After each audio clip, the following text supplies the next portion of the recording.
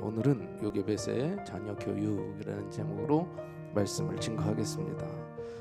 옛날하고 요즘 부모와 자녀 간의 윤리가 참 많이 변했다라는 거예요. 자녀 교육에 있어서도 참 많이 변한 것이 있습니다.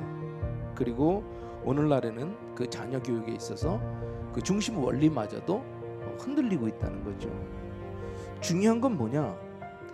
우리가 어떤 시대를 살고 있든 간에 부모에게는 자녀를 바르게 양육해야 될 책임이 있음을 기억해야 할 줄로 믿습니다.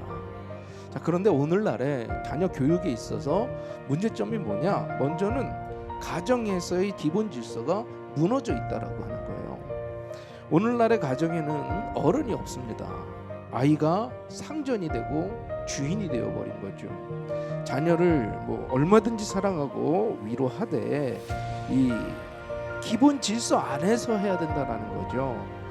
부모와 자녀의 관계는요, 수평 관계가 아니라 수직 관계라고 하는 것을 하나님이 세우셨는데, 오늘날에는 수직 관계가 아니라 수평 관계를 넘어서 아이가 오히려 위로 올라가는, 또는 부모가 자녀 앞에 본이 되지 못하고 있다는 것이 문제가 됩니다. 또 오늘날의 부모의 잘못된 방법, 비교하는 거죠. 비교하는 거.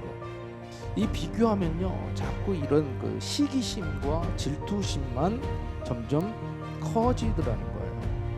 뿐만 아니라 일관성 없는 교육 방법도 참 문제라는 거죠. 그런데 오늘 보면 이 모세의 어머니 요게벳의 교육을 볼 수가 있어요. 자, 그러면 요게벳의 모세 교육의 비결이 무엇이었을까? 첫 번째는 아이의 준수함을 보았다라는 거예요. 이게 중요한 겁니다. 내가 보는 게 아니에요. 하나님이 보시는 모습. 하나님이 우리 자녀를 어떻게 보고 있느냐, 육신의 자식으로 보는 것이 아닙니다. 기독교 자녀 교육에 대한 첫 번째 원리가 이거예요. 하나님의 뜻이 있기 때문에 함부로 할 수 없고 또한 소홀히 할 수 없다라는 거죠. 이게 바로 기독교 가정교육의 출발점이다라는 거예요. 두 번째는 믿음으로 길렀다. 모세를 바라보고 모세를 생각하는 부모의 마음의 원리가 믿음이었다라는 거예요. 정말 중요한 교육이에요.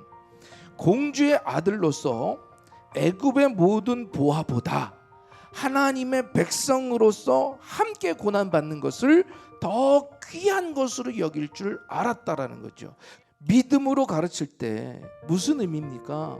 정말 중요한 게 무엇인지, 어떤 게 중요한 건지 자녀들에게 가르쳐야 된다라는 거예요. 특별히 이 기독교적 바른 가치관을 아이에게 심어줘야 되는 거예요. 그래야 하나님의 일꾼이 되고 그런 사람이 세계를 변화시키는 줄로 믿습니다.